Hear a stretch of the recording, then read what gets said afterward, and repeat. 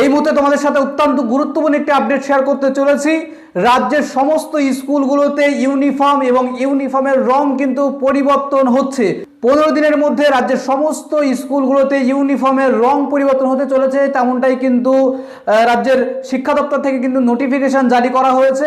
রাজ্যের সমস্ত স্কুল পরিদর্শকদের কিন্তু চিঠিতে বলে দেওয়া হয়েছে যে 15 দিনের মধ্যে তাদের কিন্তু রিপোর্ট পেশ করতে হবে 2022 সালের পরবর্তীতে রাজ্যের সমস্ত স্কুলগুলোতে কি ধরনের পোশাক এবং কি ধরনের ইউনিফর্মের রং পরানো হতো, কি ধরনের ইউনিফর্ম রং ব্যবহার করা হতো সে সম্পর্কে কিন্তু রিপোর্ট পেশ করতে বলা হচ্ছে এবং 15 দিনের মধ্যে কিন্তু এই রিপোর্ট জমা দিতে হবে। তার ভিত্তিতে কিন্তু এবং রাজ্যের সমস্ত স্কুলগুলোতে ছাত্রছাত্রীদের জন্য ইউনিফর্মের রং কি হবে তা কিন্তু আবার নতুন করে নির্ধারণ করা হবে।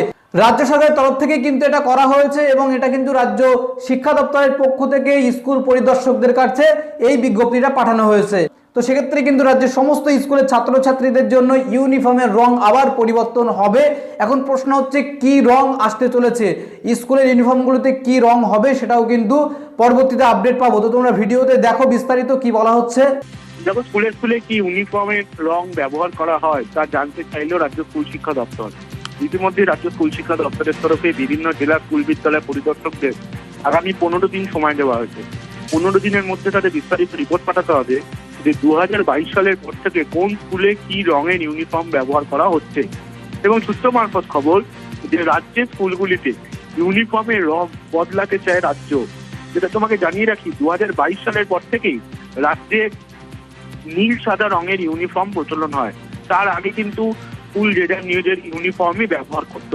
অর্থাৎ 2022 সালের আগে স্কুলগুলি যে যা স্কুলের নিজস্ব ইউনিফর্ম ব্যবহার করত, সেই ধারাতেই কি নয়া সরকার যেতে চলেছে এই জল্পনাই আপাতত শুরু হয়েছে। যদিও রাজ্য সরকারের তরফে যে নির্দেশিকা পাঠানো হয়েছে সেখানে বলা হয়েছে যে এই রিপোর্টের ওপর নির্ভর করে 2027 শিক্ষাবর্ষ থেকে রাজ্য সরকার স্কুলে যে ইউনিফর্ম দিতে চায় সেক্ষেত্রে রাজ্য সরকারের তরফে প্রয়োজনীয় বরাদ্দ এবং ইউনিফর্ম তৈরি করতে সুবিধা হবে।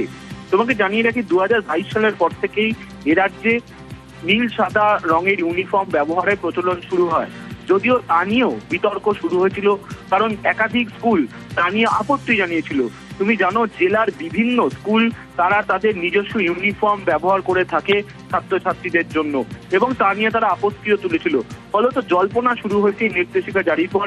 তাহলে কি এবার 2022-এর আগের নীতিতেই ফিরে যেতে চায় এবং সেক্ষেত্রে স্কুলগুলিকেই স্বাধীনতা দিতে চাইছে? কারণ যে চিঠিটি পাঠানো হয়েছে সেখানে বলা হয়েছে যে 2022 সালে আগে কি রঙের ইউনিফর্ম ব্যবহার করতো সেটাও যাতে জানানো হয়। এবং ইতিমধ্যেই এই নির্দেশিকাকে টপ প্রায়োরিটি হিসাবে দেখার কথা বলা হয়েছে জেলা শাসকদের।